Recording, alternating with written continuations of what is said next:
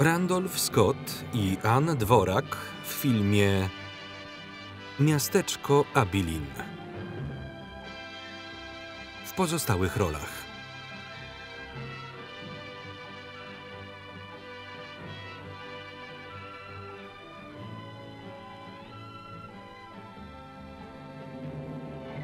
scenariusz na podstawie powieści Ernesta Haycoxa. Muzyka.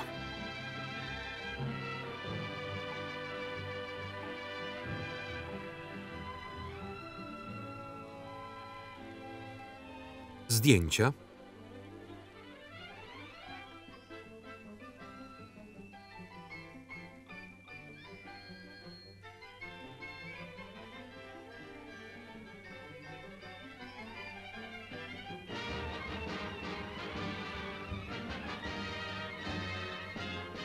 Reżyseria.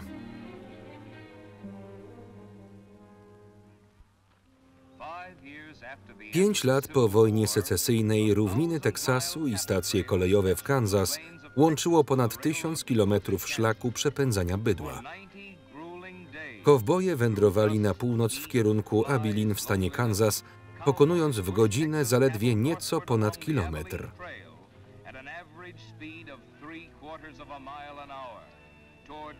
Po 90 wyczerpujących dniach w kurzu, upale, kłębach much i samotności mogli wymienić bydło na twardą gotówkę.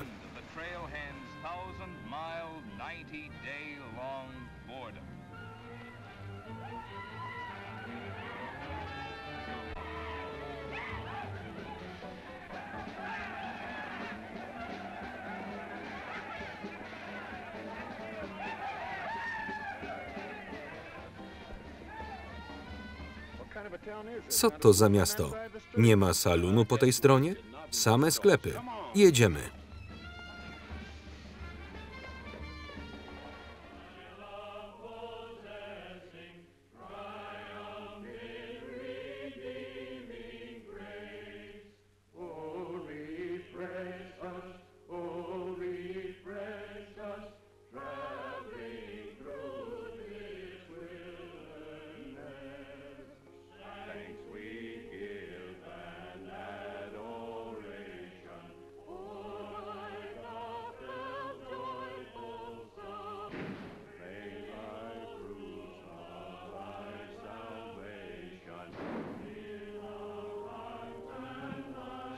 Przepraszam.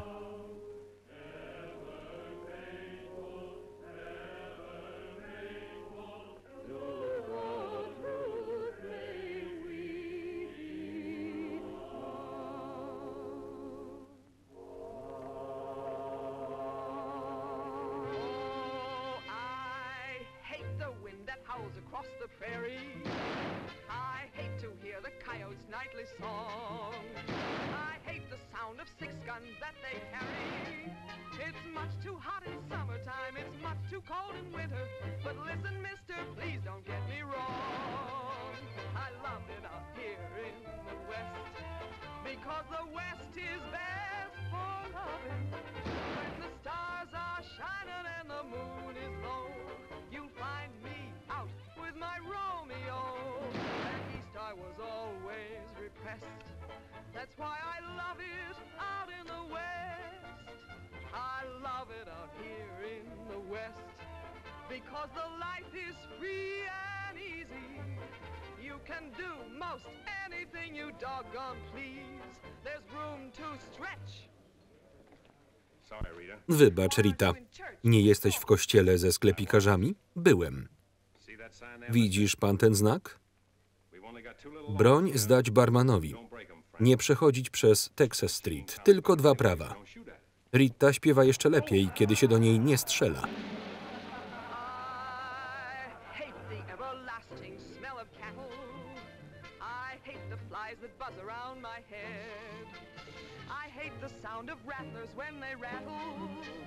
It's much too far from home, sweet home. It's hard to be a lady. But listen, mister, please don't be misled. I love it out here in the West, because the life is free and easy. You can do most anything you doggone please. There's room to stretch and there's room to breathe. I'm just brimming over with zest because I love it out in the West.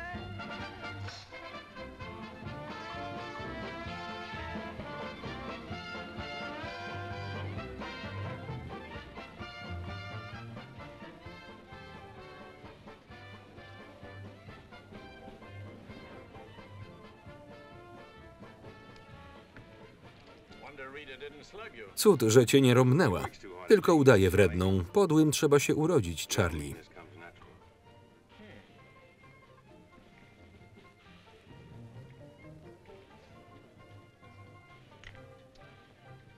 Chłopcy musieli go nie zauważyć.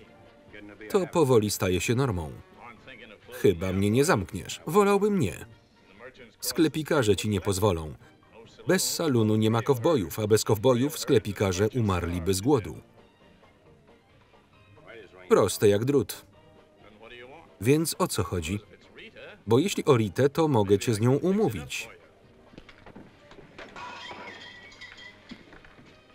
Nie, to prywatna sprawa. Dopiszę do rachunku. Coś jeszcze? Chcę tylko, żebyś przestrzegał zasad.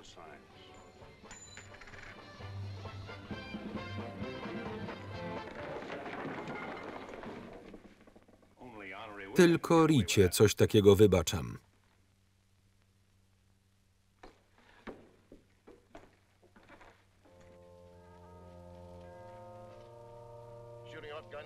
Żeby strzelać podczas mszy. Druga strona ulicy znowu przesadza.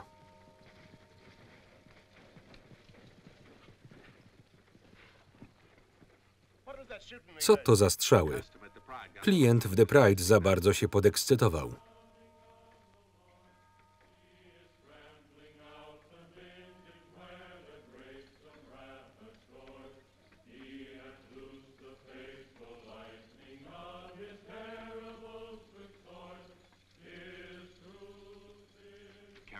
Wiozą ze sobą cały kościół. Szukałem cię, Boulder. Witamy z powrotem w Abilene, panie Riker. Jak podróż na północ? Dobrze. Potrzebujemy kilka rzeczy na rano. Przykro mi, że zmuszam do pracy w niedzielę, ale może Bóg panu wybaczy. Nasz pan jest bardzo wyrozumiały. Chłopcy potrzebują się rozerwać. Może być ostro, ale wszystko dla zabawy. Miasto otwarte, Kap. Skoro szeryf nie ma nic do roboty, może wam pomoże. Na razie.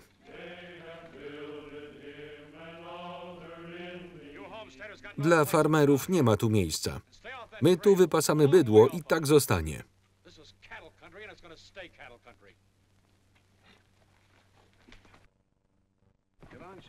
Chodź, Sherry, pomożesz mi. Dobrze, tato. Za nim jeep.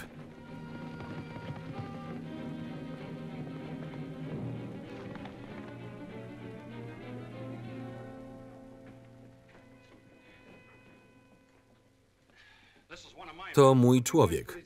Pierwszy sięgnął po broń. Gra była ustawiona. Nie będę się kłócił, mam jeszcze jedną kulę. My wam pokażemy. Chłopcy? Riker? Chcesz dać się pogrzebać z dala od domu? Idziemy. To morderca. Dlaczego chłopak ma w ręku broń?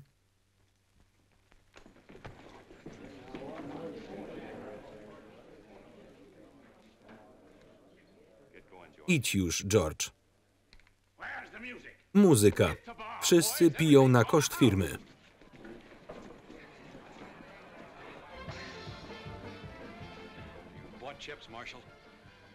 Za kilka tygodni wrócimy.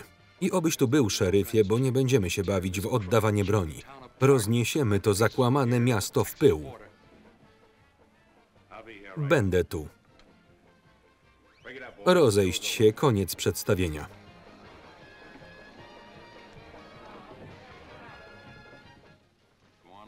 Idź i zamknij się w celi. Wypuszczę cię, kiedy Riker wyjedzie. W co ty grasz, Dan? Dlaczego nie pozwolisz miastu się wystrzelać? Mieszkają w nim ludzie, ale jacy? Żaden niczego nie rozwiąże. Może nie. Oto słabość uczciwego szeryfa. Za dużo w nim dumy. Może tak. Kiepsko to widzę. Chyba że masz całą talię w rękawie. Twoi jedyni przyjaciele mieszkają po złej stronie ulicy.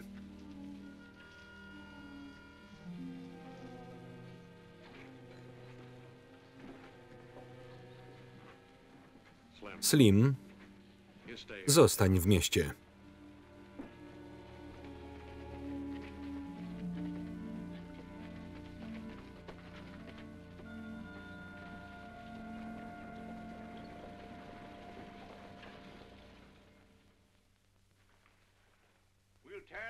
Riker rozniesie miasto w pył. Obyśmy go ugościli tak, jak tego chce. Riker łatwo nie odpuszcza. Mitchell powinien utrzymywać z nim dobre stosunki, a nie prowokować strzelaniny. Potrzebujesz pomocy, Ed? Będę się zbierał. Ja też. Musiałeś zdzielić po łbie akurat najbardziej wpływowego kowboja na szlaku. Wykłócał się. Miał pozwolić, żeby Riker zabił George'a? Riker tylko tak gadał. Nie zapomniałeś, że Dan nosi gwiazdę? A kto mu ją założył? Ty. Żeby pilnował porządku i miał oko na kowbojów. On odstrasza klientów. Jeśli Fer i Riker przestaną u nas kupować, będzie po nas. A wszystko przez byle szulera. Więc Dan ma dbać o to, żeby zabijali się serdecznie? 4 miesiące temu nie miał ani centa. Susza wybiła ponad połowę jego stada. Potrzebował pracy, tak? Tak. Jako burmistrz mianowałem go na szeryfa, pamiętam, więc mogę mu zwrócić uwagę. Czego od niego chcesz? Niech przeprosi Rikera. Powie, że to wszystko to nieporozumienie. Przeprosić? Jutro jego kowboje będą strzelać wam do okien, żeby posłuchać, jak krzyczą kobiety. Chcesz mnie przestraszyć? Przypomnieć, po co wam szeryf. Jeśli polegacie tylko na kowbojach ze szlaku, to i tak już po was. Wolałbyś, żebym splajtował? Nie daj im poznać, że zależysz tylko od nich. Może wkrótce pojawią się nowi klienci. Osadnicy nie mają szans. Może i wolałbym robić interesy z nimi, ale nie pozwolę, żebym przez dumę poszedł z torbami. Muszę iść na kompromis. A skoro ja, to ty też. Więc szukaj nowego szeryfa. Nie będę nosił gwiazdy, która nic nie znaczy. Zaczekaj, nie denerwuj się. Dalej będziesz szeryfem? Tak.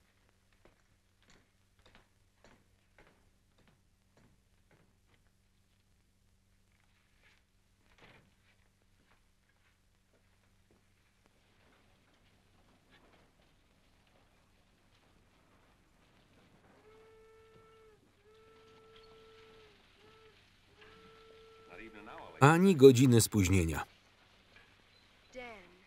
Masz rację, Dan. Powinieneś zrezygnować. Skąd wiedziałaś, że tu będę? Zawsze wiem, gdzie jesteś.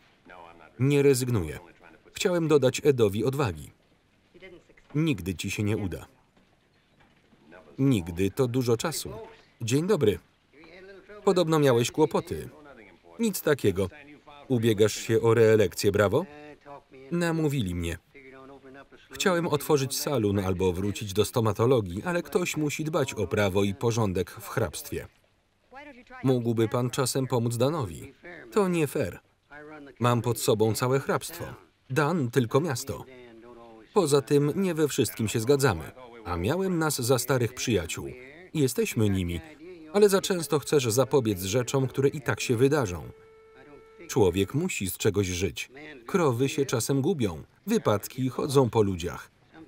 Czasem ktoś zginie. Po co się wściekać i polować na tych, którzy nie chcą, żeby ich szukano?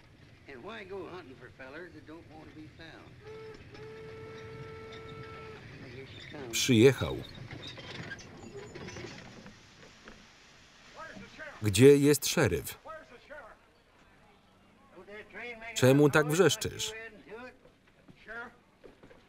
Napadnięto na pociąg. Na pewno? Tak. Jechałem nim. 5 kilometrów za miastem. Którym miastem? Tym. Jeden z pasażerów wyciągnął broń i zatrzymał pociąg. Dużo ukradł? Nie wiem. Strzelił mi nad głową, a potem wyskoczył. Ryzykant. Pamiętam, jak kiedyś mnie ukradł $50. Nie podróżuje się z taką sumą. Ruszcie w pościg teraz, a jeszcze go złapiecie. Albo kogo innego. Jak wyglądał? Wysoki, brązowe oczy i czarna broda. Brązowa broda. Cóż, identyfikacja niemożliwa. Ciekawe, jak Bravo się z tego wymiga. Nie pomożesz mu? To sprawa hrabstwa. Pewnie spóźni się na partię Fantana u Eni. Dlaczego tam chodzisz? Eni robi dobre drinki, a widok Bravo grającego w karty w pensjonacie pełnym dziewcząt jest bezcenny. Już wiem, co odpowiedzieć plotkarzom. Co takiego? Że nie zdecydowałeś jeszcze, po której stronie Texas Street mieszka ta, która najbardziej cię interesuje. Którędy do obozu osadników szukam niejakiego Hanaberego. Za 2 przecznice w lewo, a potem cały czas prosto. Dziękuję. Chwilkę. Szybko was przybywa. Chętnie zobaczę ten wasz obóz. Podwieźć cię, chłopcze? Tak, poproszę. Za mną.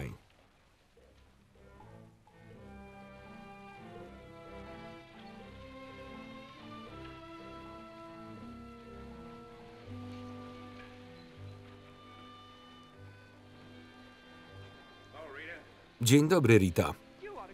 Powinieneś zapuścić brodę. Kiedy założysz czepek na głowę i fartuch, to zapuszczę. Kiedy założę czepek na głowę i fartuch, sama zapuszczę brodę. Lubi ją pan? Jak będę wiedział, dam ci znać. Nie jesteś zmęczony?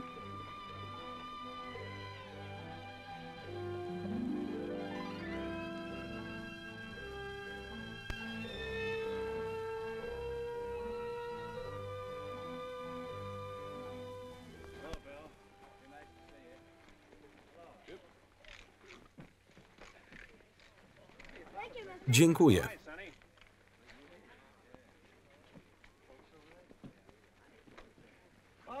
Może kawy? Chętnie. Hanabery. Skąd pan jest? Z Ohio. Niech szeryf usiądzie. Ja nazywam się Henry Dreiser. Nie jestem szeryfem hrabstwa, tylko szeryfem miejskim Abilene. Wygląda mi pan na kowboja.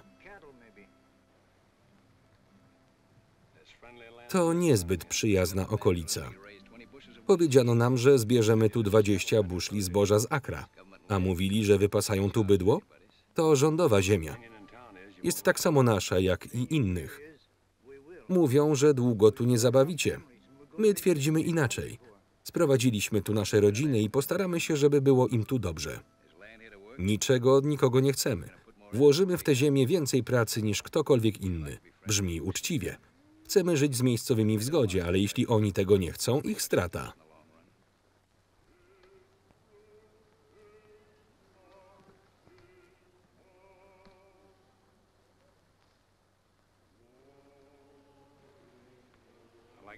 Lubię tę pieśń. Mój ojciec zginął na wojnie. Mój syn też. Jego dzieci opiekują się właśnie twoim koniem.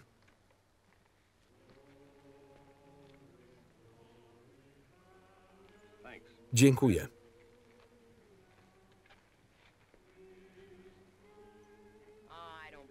Nie wierzę. Na pewno na nim nie jechałeś. Właśnie, że jechałem.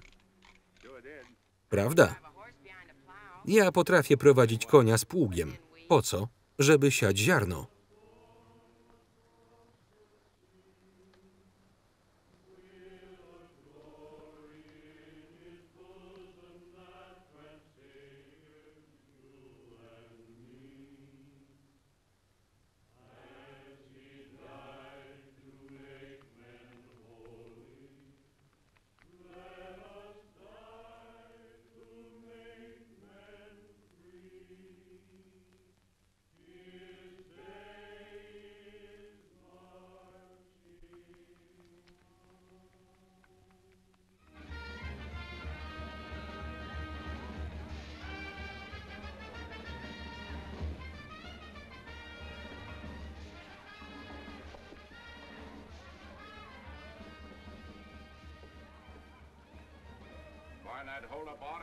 Złapał szeryf złodzieja?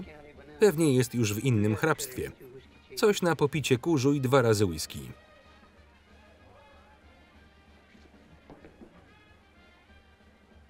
Szuka szeryf bandyty? Nawdychałem się więcej kurzu niż on ukradł dolarów. Jak wyglądał? 1,90 m, brązowe oczy i broda. Nikt go nigdy nie widział. Jet Younger? To ja. Szef czeka w biurze.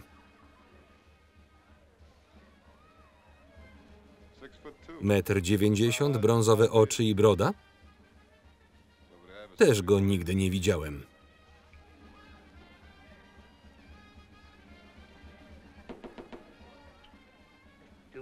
To samo.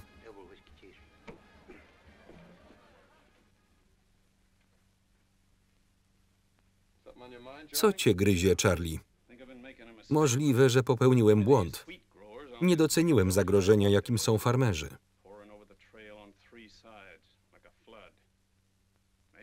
Miejscowi sklepikarze wiedzą, jak robić pieniądze. Jeśli zorientują się, że na farmerach zarobią więcej niż na kowbojach, sprzymierzą się z farmerami i pozbawią naszej strony ulicy interesów. To jest ta twoja lojalność? Co to jest lojalność? Lojalność jest wtedy, kiedy... Idź na górę, zobaczymy się później.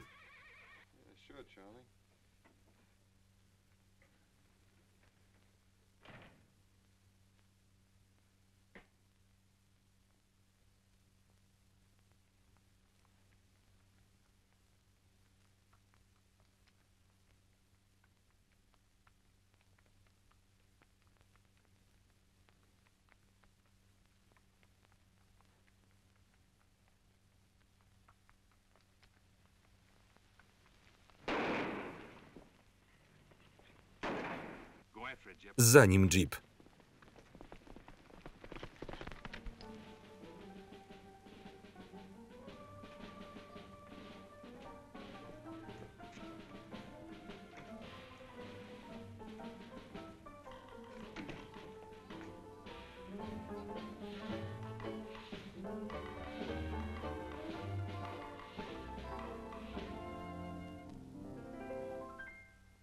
People seem to think I'm playing hard to get. I must confess that what they say is true. And I'm gonna keep on playing hard to get with everyone, that is except with you. All you gotta do is snap your fingers and I'll be there.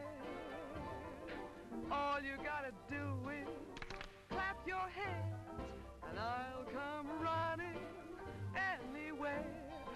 All you gotta do is give a whistle, I'll be at your feet. And if you should wonder, do I love you? There's a very simple little test. All you gotta do is snap your fingers and I'll do the rest.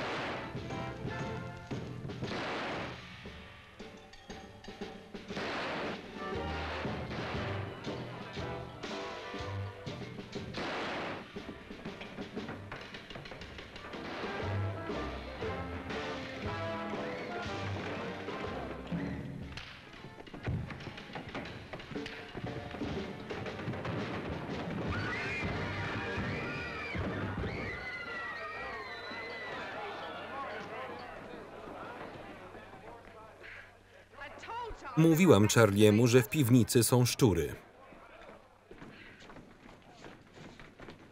Kto mi tym razem psuje występ? Uwaga!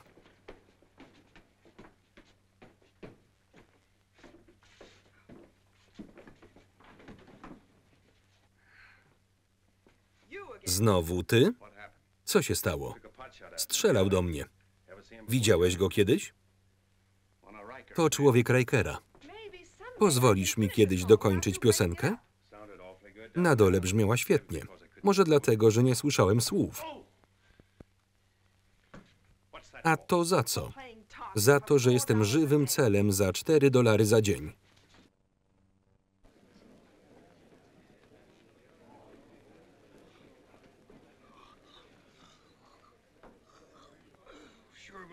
Co za nudny wieczór.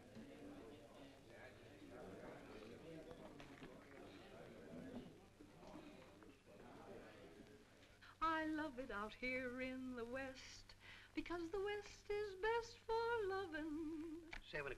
7 trefl graj.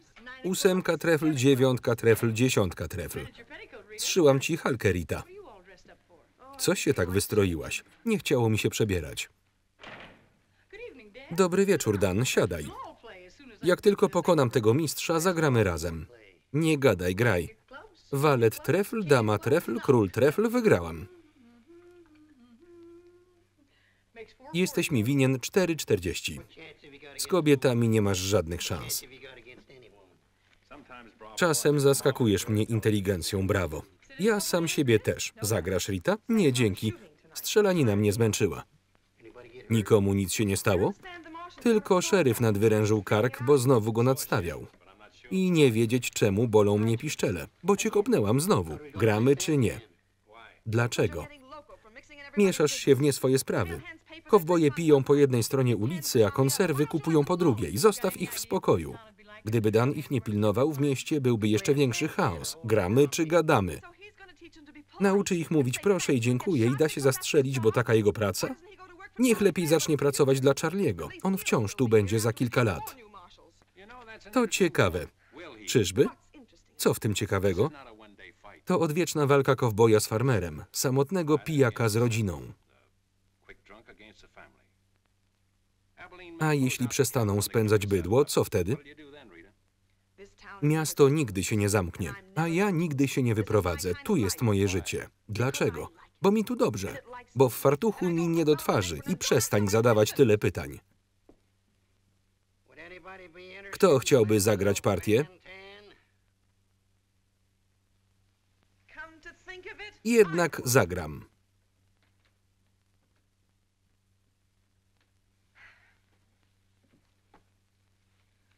7 pik, 8 pik.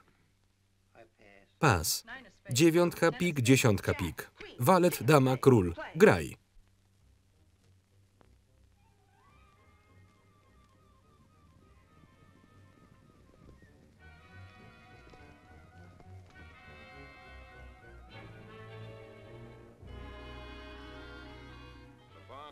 Najpierw stodoła, potem dom.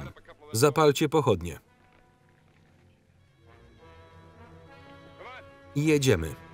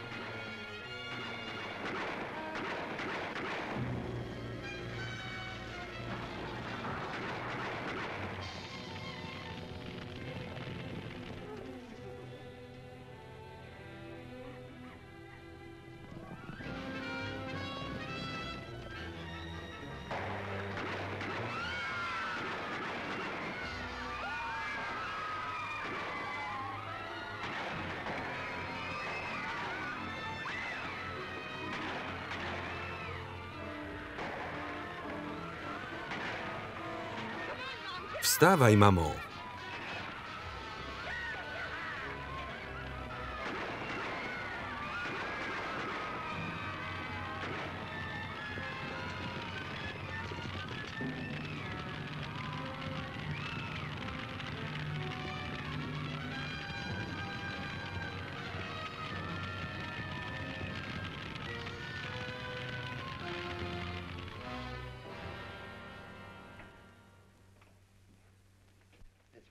To straszne, pani Canby. Proszę przyjąć wyrazy współczucia. Dlaczego nas krzywdzą? Jesteśmy pokojowymi ludźmi. Kowboje nienawidzą farmerów. My z 40 akrów utrzymujemy tuzin ludzi, a nie jedną krowę. Jeśli chcemy tu zostać, musimy walczyć. Spokojnie, synu. Mamy takie same prawa jak oni. Ziemia należy do rządu, nie do kowbojów. Skąd pewność, że to oni za tym stoją? A kto inny chce nas przepędzić? Cisza. Chcę dokończyć zadawanie świadkom pytań. Czy ktoś z tu obecnych rozpoznał sprawców tego nikczemnego czynu? Ja jednego rozpoznałem. Jak to? Przecież było ciemno. Farmerzy widzą w ciemności lepiej niż inni. Znam farmera, który nie widzi własnej dłoni wyciągniętej przed siebie. Taki Donaldson. Kto to był, Frank? Powiedz nam. Jet Younger. Chcemy nakazu aresztowania Jeta Youngera. Dziękuję, Emily. Do zobaczenia.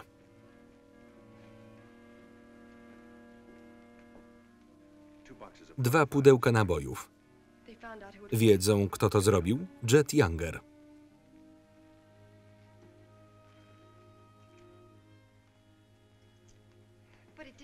To stało się poza miastem. To sprawa hrabstwa. Nie mieszaj się w to. Ktoś z miasta wysłał Youngera, żeby spalił ich obóz. Ktoś z miasta powinien coś z tym zrobić. Nic nie da, jeśli poproszę, żebyś nie jechał? Nie.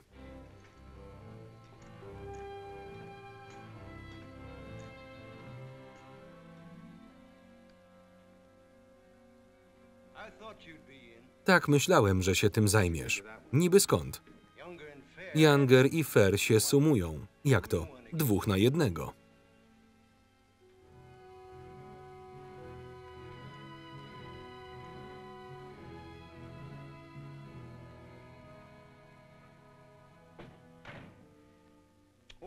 No proszę, usiądź.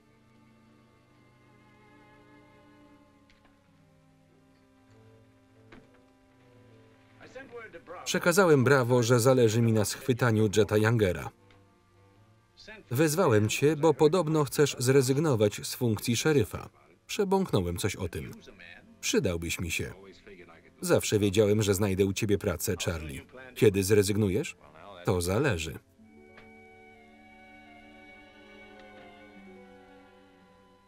Masz już ostateczne szacunki, Charlie? Prawie. Poznaj mojego nowego wspólnika, Dan. Mówiłam, że tu zostaję. Od dzisiaj The Pride jest moje. Ale pracowałabyś dla mnie. Zapamiętam. Powodzenia.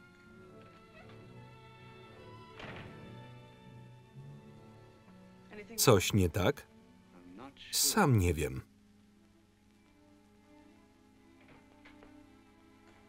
Dzień dobry, Dan. Przyszedłeś na popołudniową partię? Nie, szukałem Bravo. Spotkanie zakończone? Jakie spotkanie? Ach, tak, zakończone. W kieszeni mam nakaz aresztowania. Kiedy wyruszasz? Jak tylko się odegram. A co? Pomyślałem, że mogę się przydać. Nie. Zapuszkuję Jetta, nim ten się obejrzy. Graj, Annie. Sprawiedliwość czeka. Coś mi tu nie pasuje. A konkretnie? Skąd twoja pewność, że mordercą jest Jet? A wyglądam ci na bąka? Brakuje ci tylko żądła. Mogę ci potowarzyszyć? Wolałbym nie.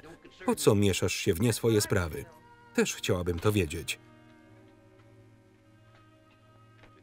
Charlie cię przysłał, czy naprawdę się o mnie troszczysz? Troszczę się o moje interesy. A ja chcę skończyć, żebym mógł zacząć. Graj, Annie. Dlaczego jedziesz z Bravo?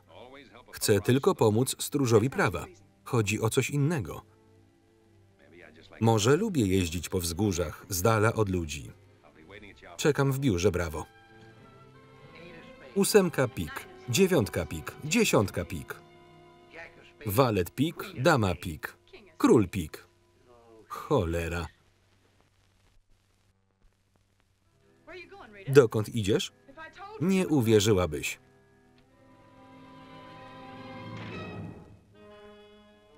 Jako zastępca szeryfa ślubuję strzec prawa i porządku najlepiej, jak potrafię. Dan, czekają na ciebie w środku. Na mnie?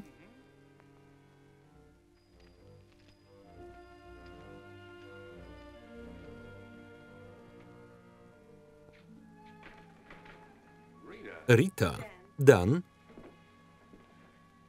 chciałam się pożegnać. Nic nie mów. Obejmij mnie. Ty głupku.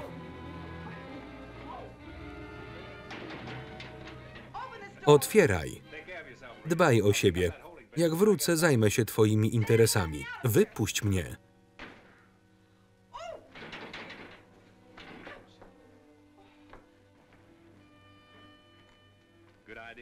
Dobry pomysł, ale nie wyszło.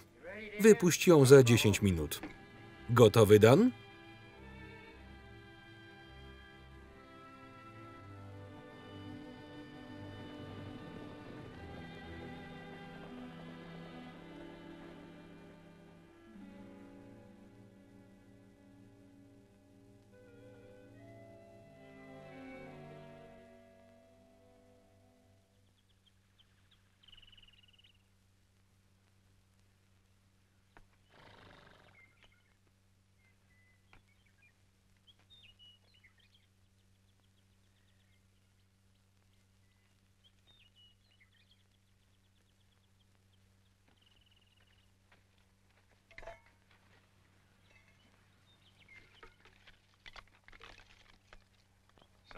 Już świt.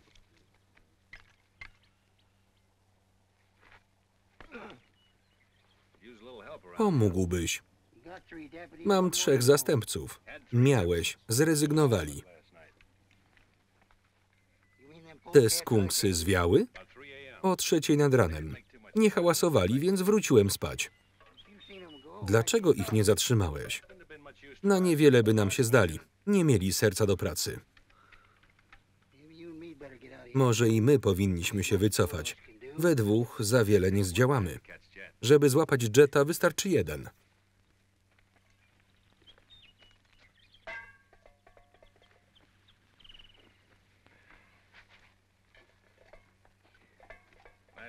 Wczoraj przed snem trochę myślałem. O czym? O Jetcie, o ognisku. Z jak daleka można je dostrzec? Co masz na myśli? Jeśli ogniskiem miałeś ostrzec Jetta, żeby trzymał się z daleka, to to wzgórze jest na nie świetnym miejscem. Wyciągasz pochopne wnioski. Jet jest pewnie tam, skąd widziałby ogień. W okolicy jest taka jedna chałupka. Idealne miejsce na kryjówkę. Poszukam tutaj. Lepiej zrób coś pożytecznego.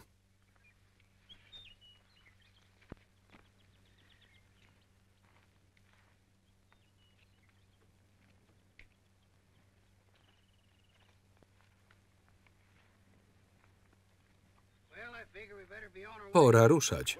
W którą stronę? Z powrotem do miasta. Najpierw poszukamy zastępców. A kryjówka Jetta? Ja tu dowodzę i zarządzam jazdę w drugą stronę. Przejdę się do tej chałupki.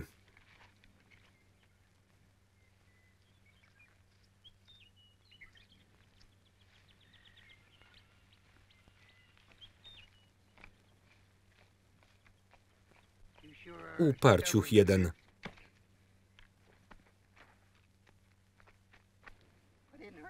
Chyba nie zrobiłem ci krzywdy.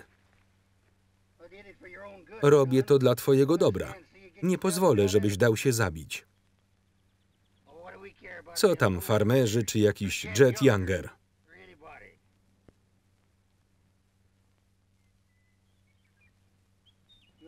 W porządku, Dan?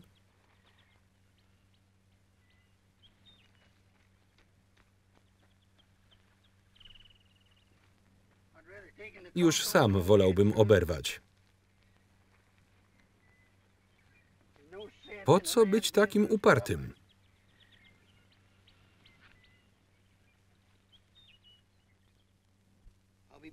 Wrócę wieczorem. Odpoczynek dobrze ci zrobi. I żebym nie musiał cię szukać.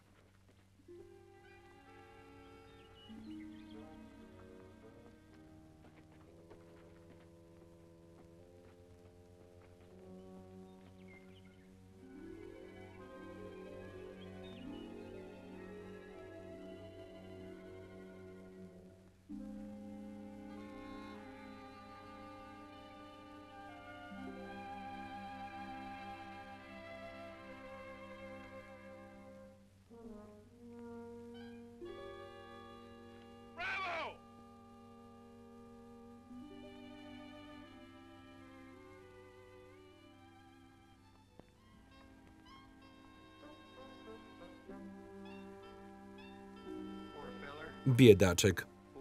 Żeby go mrówki nie oblazły.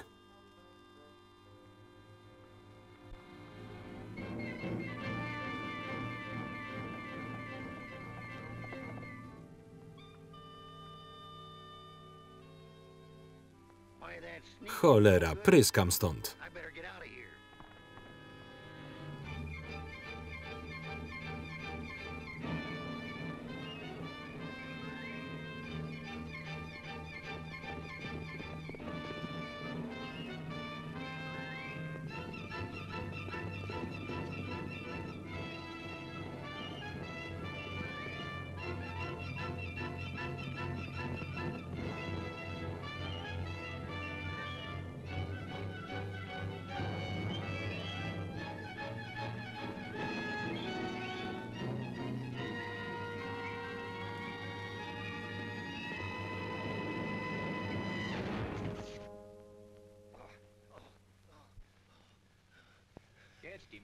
No i go złapałeś.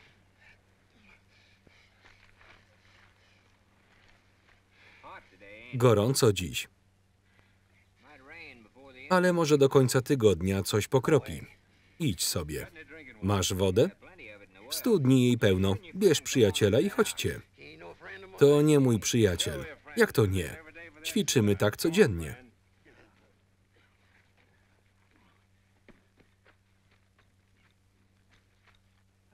A jak zagram waleta, to co? Zależy. Jedna z zasad mówi, że może tu na mnie zaczekasz. Zdążyłbym wytłumaczyć mu zasady, nim wrócisz. Daj słowo, że się stąd nie ruszysz. A czy koń ruszyłby się od owsa? Która karta była najwyższa, król czy dama? Zobaczmy.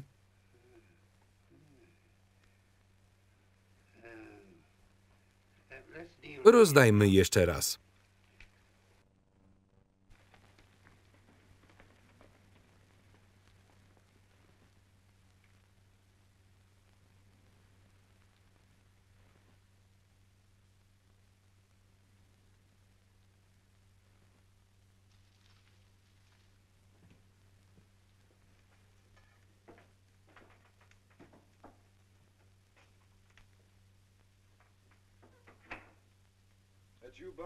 To ty, Bob? Pomóż mi, marny ze mnie kucharz. Dodaj więcej tłuszczu na patelnię. Nie radzę. Czego chcesz? Chcę twojego czasu. Ze 20 lat.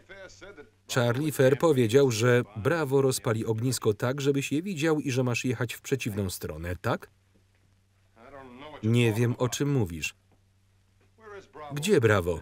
Zajęty. Wracamy do miasta Jet. Jesteś tylko szeryfem miejskim. Co chcesz na tym zyskać?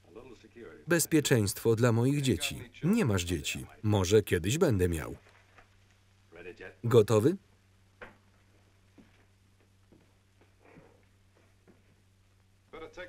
Założę płaszcz, bo na dworze zimno.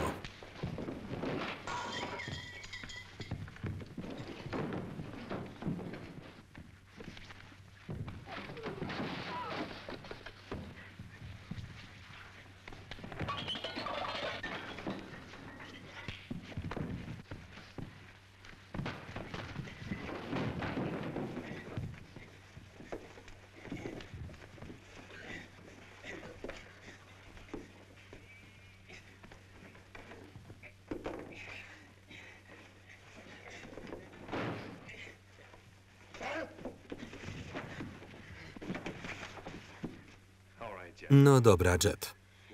Strzelaj. Nigdzie nie jadę. Pojedziesz. Związany i przewieszony przez siodło. Muszę sprowadzić cię żywego i udowodnić, że nie trudno cię złapać.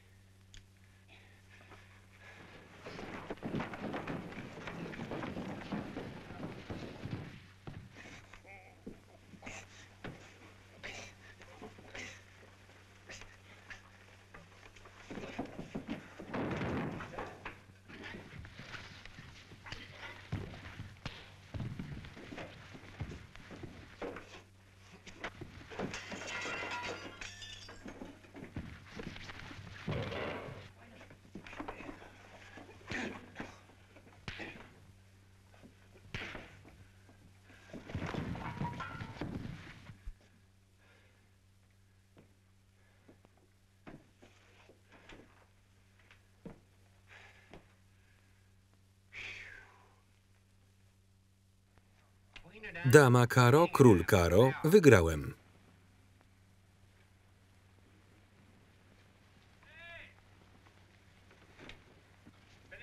Skończyliście już? Jesteś mi winien $14.70. Nie zawracaj mi głowy szczegółami. Przywiozłem ci prezent. Kolejny przyjaciel? Co mam z nim zrobić? To twój więzień. Umie grać w fantana? Zamknij się. Żarty żartami, ale sytuacja robi się poważna. Wiesz, ile głosów byś zyskał, gdyby ludzie zobaczyli, jak wracasz do miasta z mordercą?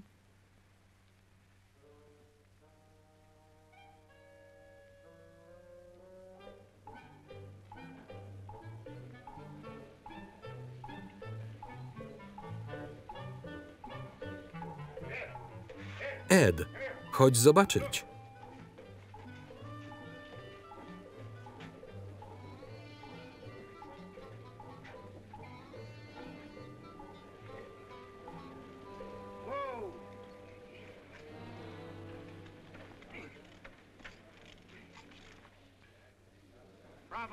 Ty go złapałeś, Brawo?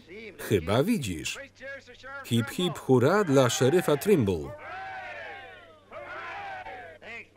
Dziękuję. Wykonywałem tylko obowiązki.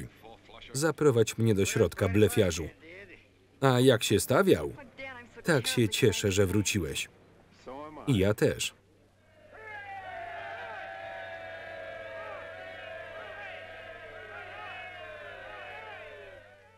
When I was a child, I burned my finger, and it taught me not to play with fire.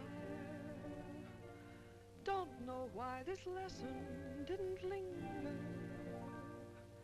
Here, this foolish heart of mine has burned its finger many times, but still it doesn't lessen my desire. Every time I give my heart, I know that it's the last. But when that love has passed, I sigh, well, maybe next time. Every time I give my heart, I'm back where I began. Just another also ran.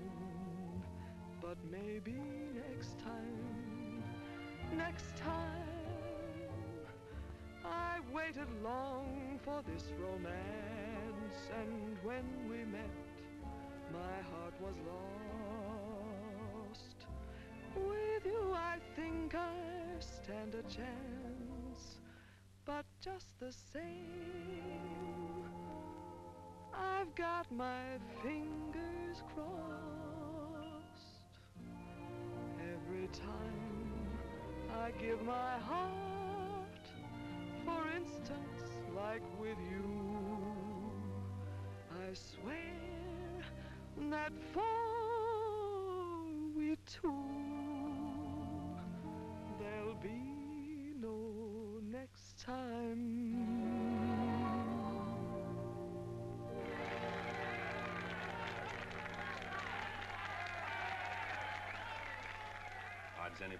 Jak sytuacja? Bez zmian.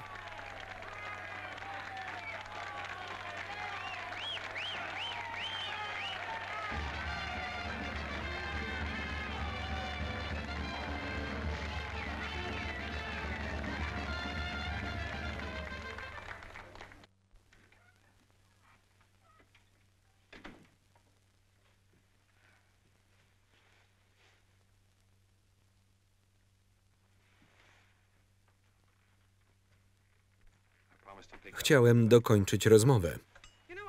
Nie znoszę tej twojej pewności siebie. Kiedy jadę środkiem Texas Street, pewność siebie to jedyne, co mam.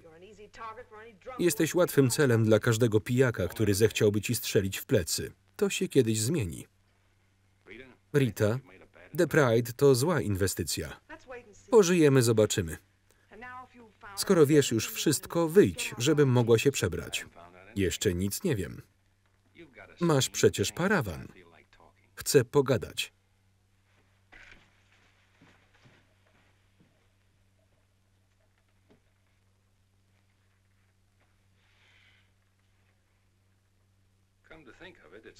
Właśnie tego woalu wokół ciebie nie znoszę. Podaj sukienkę. I tego, że trzymasz ludzi na dystans. Nie pozwoliłaś żadnemu mężczyźnie zbliżyć się do siebie.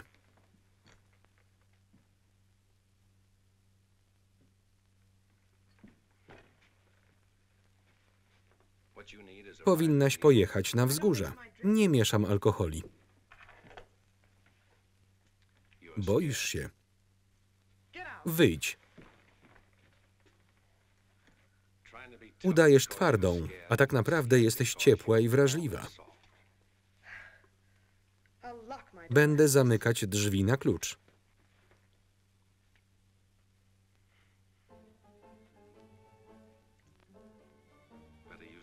Nacieszmy się tą chwilą, nim minie. Wiedziałam. Pozwoliłam ci zostać, żeby przekonać się, czy jesteś taki sam jak inni. Dowiedziałaś się czegoś nowego?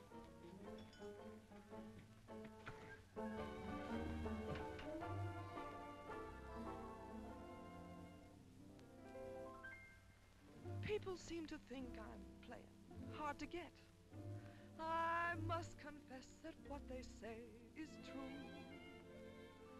And I'm gonna keep on playing hard to get with everyone that is except with you. All you gotta do is snap your fingers and I'll be there. All you gotta do is clap your hands and I'll come running anywhere. All you gotta do is give a whistle. I'll be at your feet. And if you should wonder, do I love you? There's a very simple little test. All you gotta do is snap your fingers and I'll do the rest. As President Jako przewodnicząca koła pań mam zaszczyt przedstawić naszego gościa honorowego, szeryf Bravo Trimble.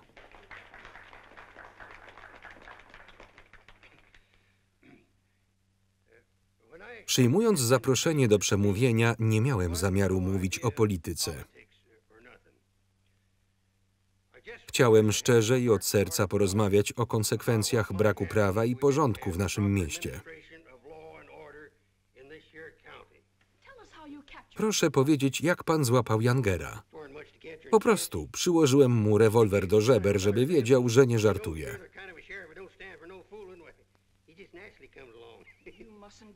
Proszę nie być takim skromnym. Jak pan go wytropił? Czy Dan Mitchell panu pomógł? Coś tam pomógł. Został pan ranny? Nie. Zadrapałem palec czy dwa. Jet to dopiero oberwał. Miną tygodnie, nim się wyliże.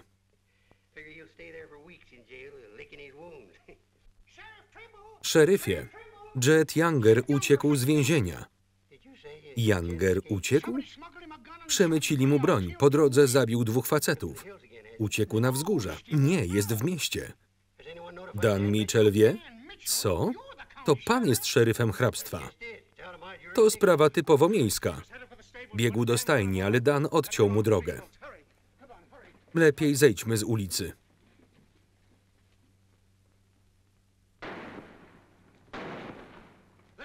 Tam jest.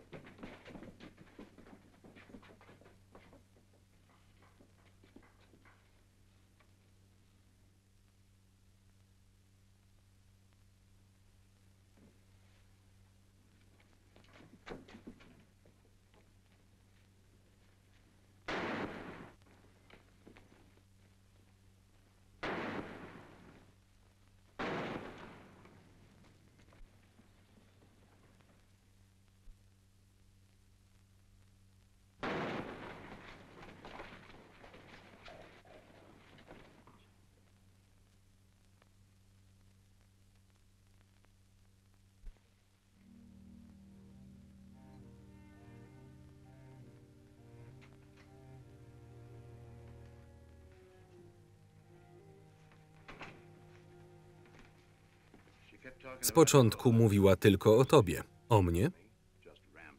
Tak, jakby się ciebie bała. Doktor mówi, że to stres emocjonalny. Mnie też to zabijanie przytłacza. Ludzie tacy jak my nie są przyzwyczajeni do widoku śmierci. Może jednak powinieneś zrezygnować. Charlie Fair mówił, że Riker jest na szlaku i niebawem będzie w mieście. Dokończę kadencję. Przemyśl to, póki jeszcze masz czas. Widziałem kiedyś na zegarku pewne motto.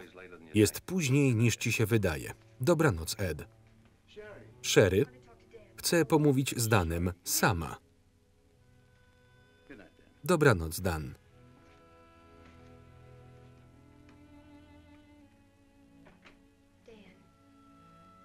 Chcę, żebyś o czymś wiedział.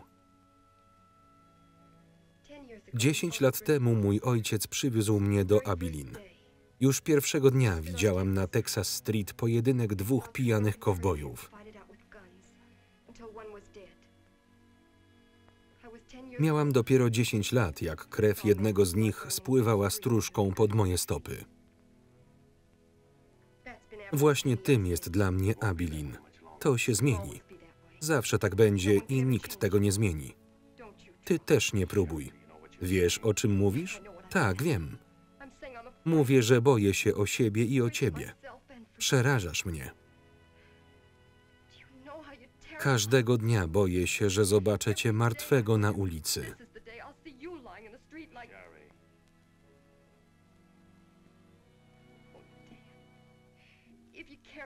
Jeśli ci na mnie jakkolwiek zależy, zabierz mnie stąd. Jako uciekinier na nic bym ci się nie zdał. Strach odebrałby mi połowę radości z życia. Już wiem, co widziałam w twoich oczach, gdy zabiłeś Jetta. Nie zrobiłeś tego z poczucia obowiązku. Chciałeś, żeby zginął. Chcesz być szeryfem, bo sprawia ci to radość, bo jesteś mordercą. Przestań. Jet nie był pierwszą ofiarą i nie będzie ostatnią. Rządzisz miastem z bronią w ręku, bo sprawia ci to radość. Ustąpię, gdy będę mógł przekazać miasto lepszym ludziom. Nie wierzę ci. Nie ma w tobie ani cienia łagodności. Zrób coś dla nas i dla siebie i zrezygnuj. Zrezygnuj, a potem wyjedź.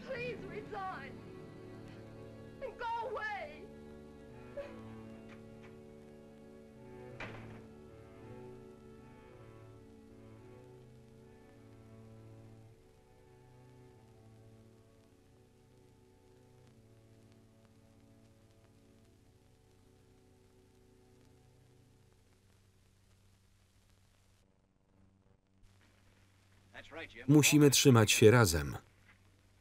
I temu ma służyć to stowarzyszenie. Bądźmy razem i walczmy. Chcemy pokoju, Henry. Ci, których zabił Younger, też go pragnęli. W hrabstwie jest nas ponad 400 rodzin i ciągle przybywa nowych. Staniemy się dla kowboi niebezpieczni. Miejscowi myślą, że jeśli będą nam przychylni, kowboje wezmą na nich odwet. To będzie bogaty kraj, ale musimy być silni. Dość już gadania. Zacznijmy stawiać słupy i przeciągać drut w poprzek szlaku. W poprzek? Przebiega przez naszą ziemię. Mamy do tego prawo. Do pracy!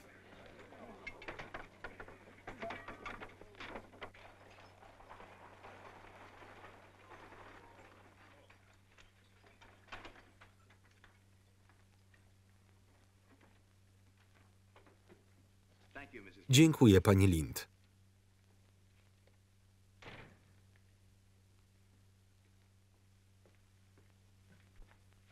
Chcę kupić drut kolczasty. Ile? 400 szpul. Po co aż tyle? Oto pieniądze. O więcej nie ma pan prawa pytać. Nie sprzedałbym dynamitu głupcowi albo dziecku. O drut proszą dorośli, porządni ludzie. Nie mam go, panie Dreiser. Przynajmniej nie na sprzedaż.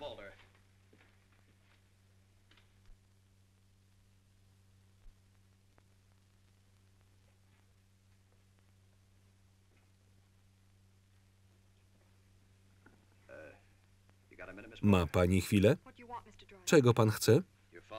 Pani ojciec nie chce sprzedać mi drutu. Potrzebuję go, żeby bronić mojej ziemi. Jeszcze więcej zabijania? Wyglądam na kogoś, kto lubi zabijać? Czy przychodzę tu z bronią? Chcę tylko oznaczyć miejsce, gdzie przez resztę życia mam zamiar ciężko pracować. Czy to zbrodnia? Nie. Ale dlaczego tak panu zależy? Chcę mieć coś, czego nie miał mój ojciec. Ziemię, na której będę uprawiał zboże. Ziemię, na której założę rodzinę. Czy to coś złego? Nie. Nic złego. Co panią tu trzyma? Co w tym mieście napawa panią dumą? Możemy zapewnić wam godne życie. Nie pozwolą wam. Pozwolą. Jesteśmy silni i gotowi. Na rozlew krwi? Nie będziemy biernie stać i patrzeć, jak nas zabijają. Przyglądałem się pani. Mnie? Tak, trochę.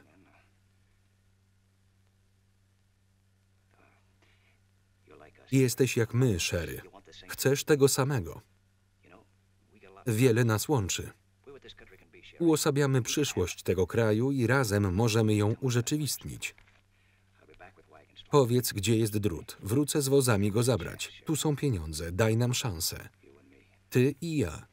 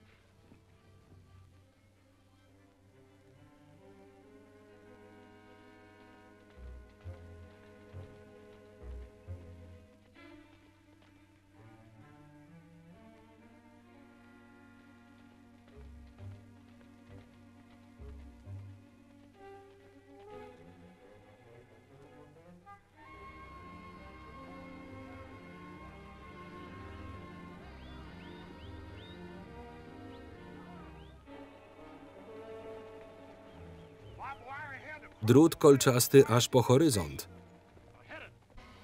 Żaden farmer nie będzie blokował mi drogi. Naprzód!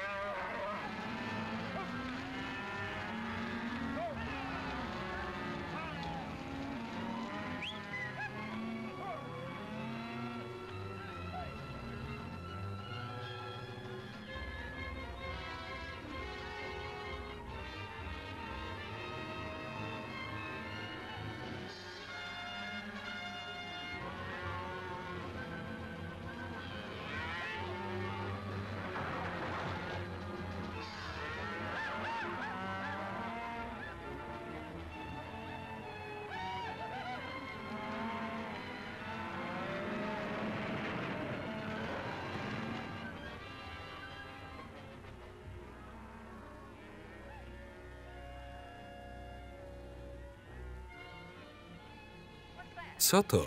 Stado bydła.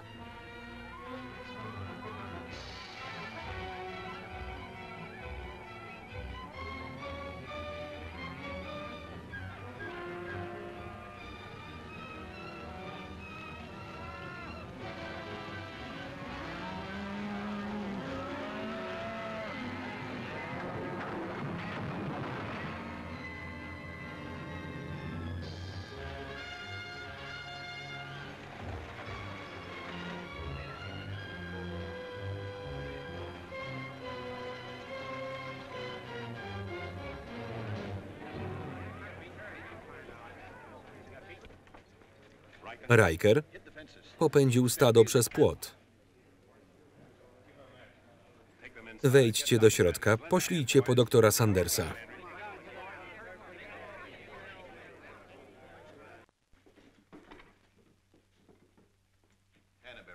Hanna-Berry nie żyje. Bob Rankin, Freemanowie. Gdzie stał ten płot? W poprzek szlaku. Postawiliście płot w poprzek szlaku? Tak. Skąd wzięliście drut? Pierwsze, co zrobi Riker, to spyta, kto sprzedał im drut. I nie tylko. Gdzie reszta osadników? Kazałem spotkać się nad zakolem rzeki. Sprowadź ich natychmiast do miasta, póki jeszcze stoi.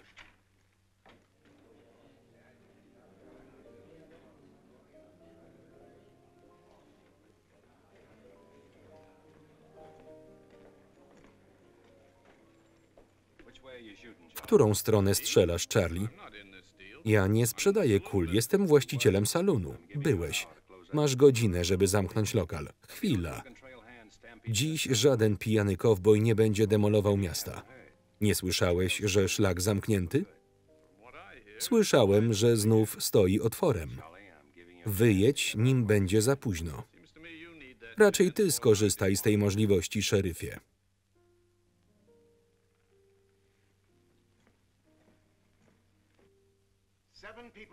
7 zabitych i $6000 strat w mieniu. To kolejny Gettysburg. Kto sprzedał im drut? Nie ja. W takim razie kto? Ja go sprzedałam. Dreiser mówił, że płot zapobiegnie kłopotom. Zaufałaś osadnikom? To też są ludzie. Nawet lepsi od nas. Nie przychodzą tu obwieszeni bronią. Mogą zapewnić nam godne życie. Nie wiedzieli, że kowboje popędzą bydło przez płot. Dostali nauczkę, ale co z nami? Jak Riker tu wpadnie, spali miasto, a nas wypędzi. Dlaczego osadnicy musieli się tu sprowadzać? Mogę coś dodać? Cokolwiek się wydarzy, będzie to miało daleko idące skutki. To bitwa o przyszłość Kansas, o kierunek rozwoju kraju. Mądrze dobierzcie sojuszników. Co nam po kilku osadnikach, a po 1000? Nie ma ich tylu w hrabstwie. Dreiser ma w swoim stowarzyszeniu 100 ludzi, a zorganizował się dopiero w 1/4. Licząc 3 osoby na rodzinę, ile to będzie w sumie, Ed? Ponad 1000. A jeśli Riker ich przepędzi? W tę plotkę nie wierzcie. Znowu się za niego bierzesz? Zginęli ludzie. Moje stanowisko jest jasne.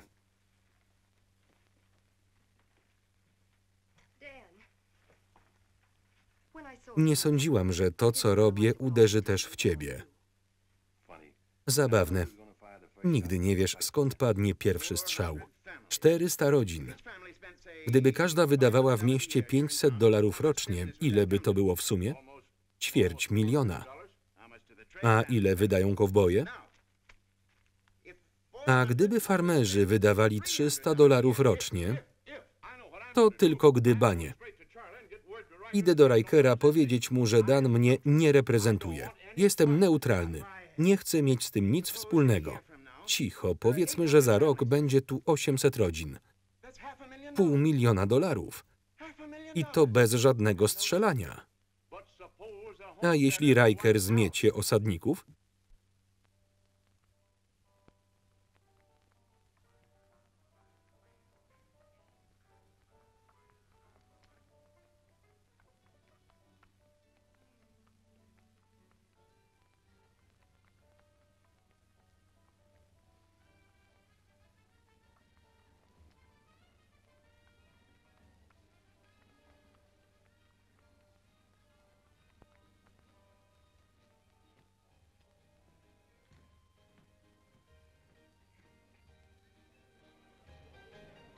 Zgaś światła, Ned. Ulica zamknięta.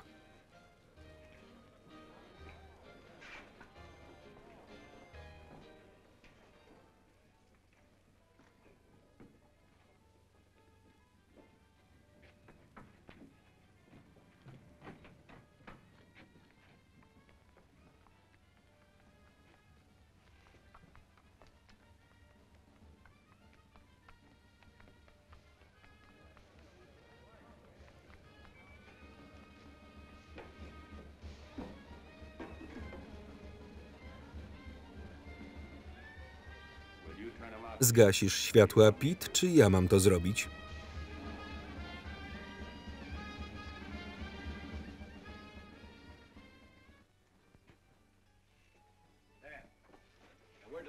Posłałem po resztę farmerów.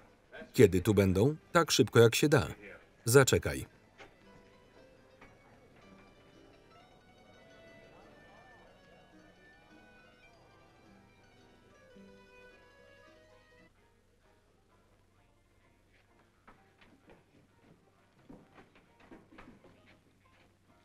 Zostań, Jeep.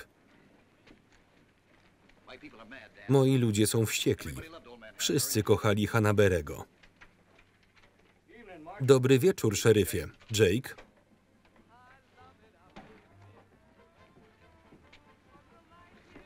Chcemy to zakończyć raz na zawsze. Niech to będzie ostatnia bitwa. Chyba taką będzie.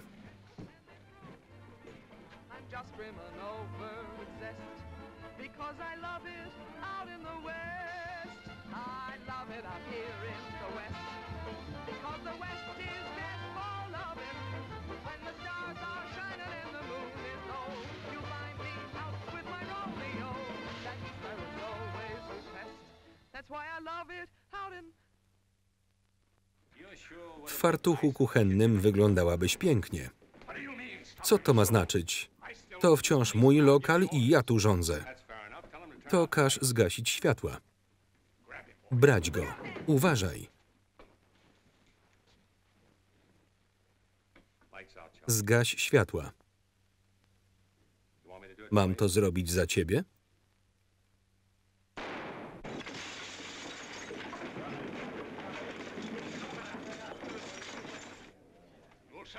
Bo puścisz to miejsce z dymem. Wolałbym nie. Czekaj. Zgasić światła.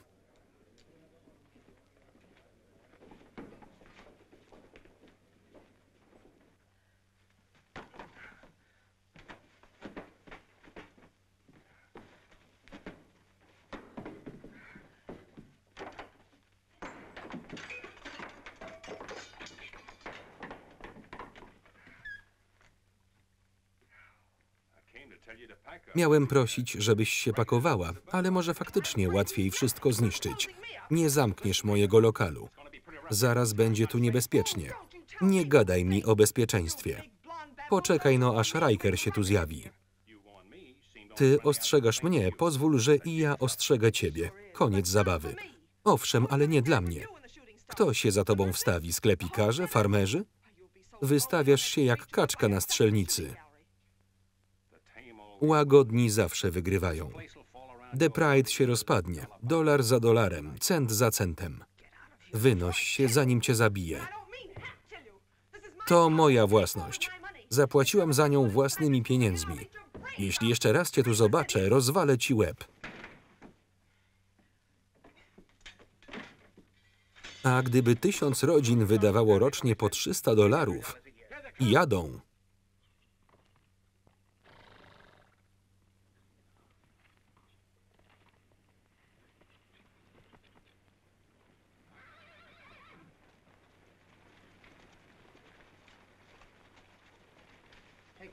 Cap, spójrz.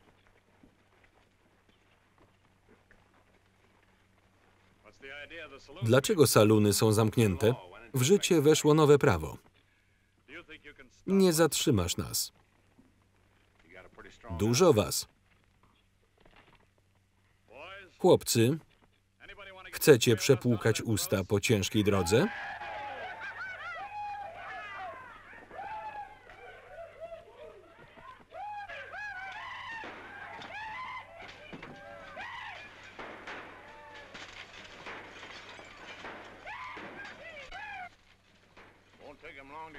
Zaraz się upiją i przejdą na naszą stronę. Cap, dobrze, że jesteś. Dałeś im się zamknąć? Ale Cap. Do środka, chłopcy.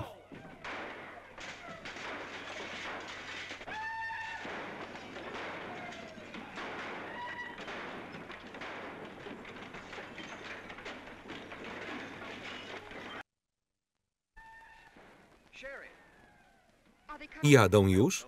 Tak. I oby byli na czas. Podobno powiedziałaś wszystkim, że w nas wierzysz. Wierzę w ciebie.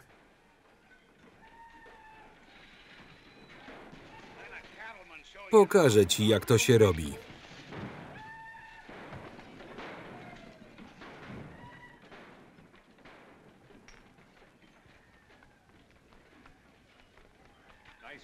Niezła robota.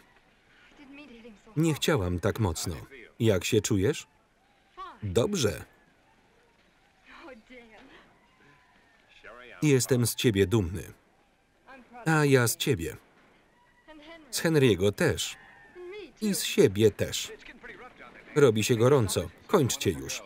To cudowna dziewczyna, Henry. Zabierz ją stąd, zanim ci ją odbiorę. Odbierzesz? Chodź, wytłumaczę ci.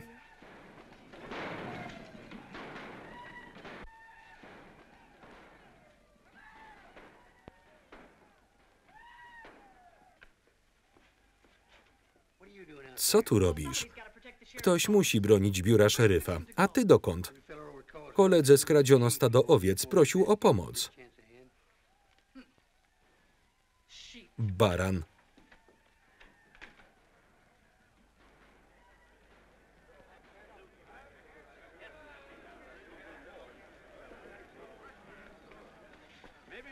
A jeśli to błąd, Henry? Po co pomagać miastu, które nas nie chce? Boicie się? Nie. Po prostu nie wiemy, o co w tym wszystkim chodzi. O kowbojów, którzy nie chcą, żebyście osiedlili się na własnej ziemi. O farmy, o domostwa i o głupiego szeryfa, który wie, że nadchodzą lepsze czasy, o ile ludzie odważą się walczyć. O to miasto? Nie. Walczycie o prawo do życia. Co się dzieje? Mówicie, że miejscowi was nie chcą, a oto szeryf Trimble poprowadzi was do zwycięstwa. Tu stoi przynajmniej 300 głosów. Muszę zająć się owcami. Pan schwytał Jetta Youngera? Nie sam. Pójdziemy za panem, szeryfie.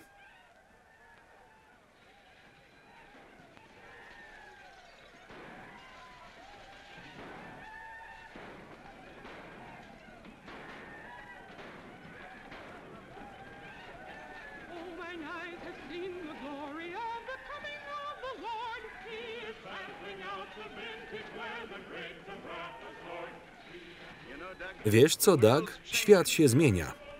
Tak, wiem.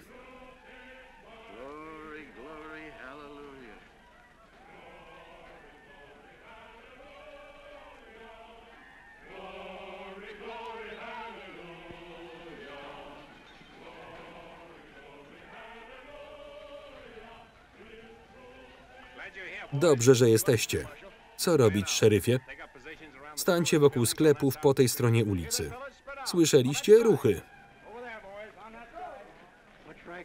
Co robią ludzie Rikera? Bawią się w najlepsze, demolując saluny i kasyna. Nic z tym nie robisz? Nie. Sami się wykończą. Boję się go.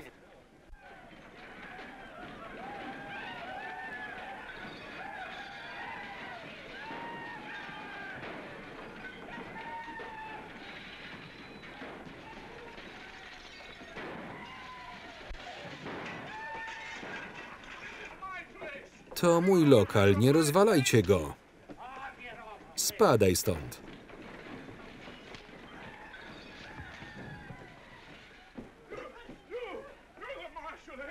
Szeryfie, zrób coś. Tam trwa demolka za 10 000. Od czego ty jesteś? Chciałeś otwartego miasta? Proszę bardzo, Charlie. Miasto stoi otworem.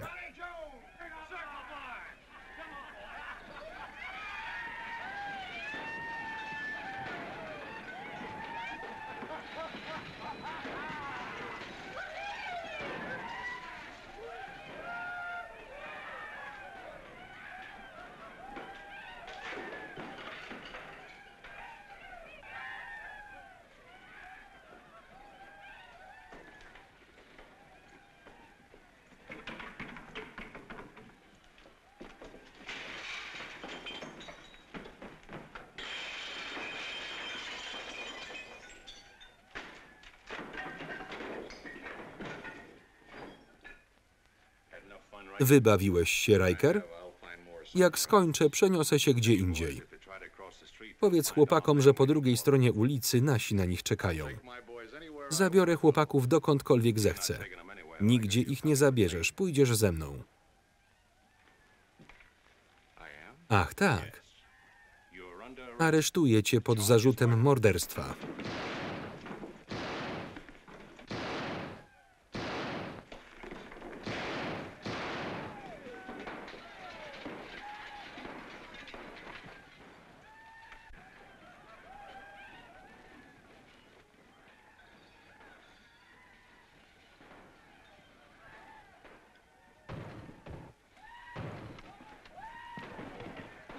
Moje sukienki. Zostaw je. Od dziś będziesz nosić fartuchy.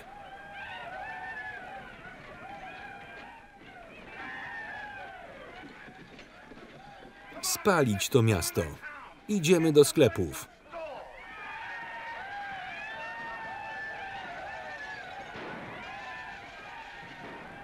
Co ja tu robię?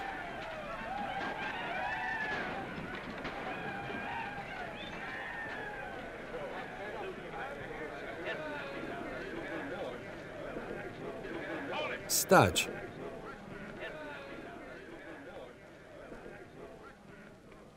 Mieliśmy już dość kłopotów. To koniec. Gdzie Cap? Nie żyje. I waszego Abilin też już nie ma. Została wam tylko droga do domu. Tak kończy zatwardziała część ulicy. Nie rykiem, a skomleniem. Nie umierajcie razem z nią. Łagodni przejmują Abilene, a są twardsi niż wam się wydaje. Jedźcie już. Wypędzić ich. Nie. Sami wyjadą.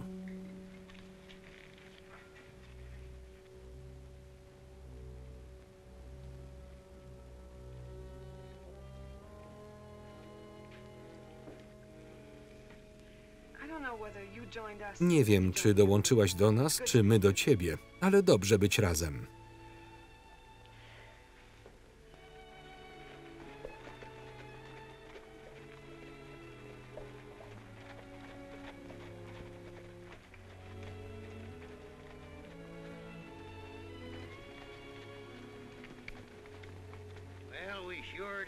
Pokazaliśmy im.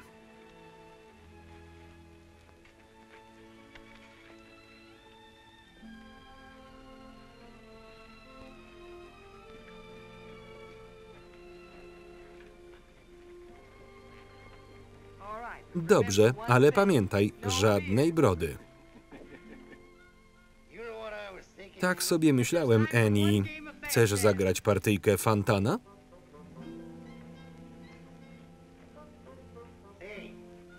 Zagrasz z nami w karty?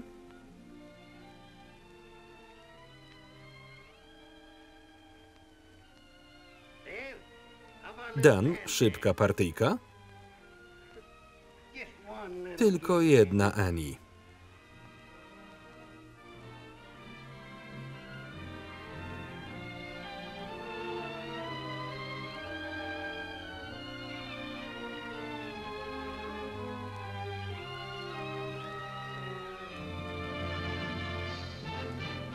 Koniec. Tekst polski Szymon Leociak. Czytał Maciej Więckowski.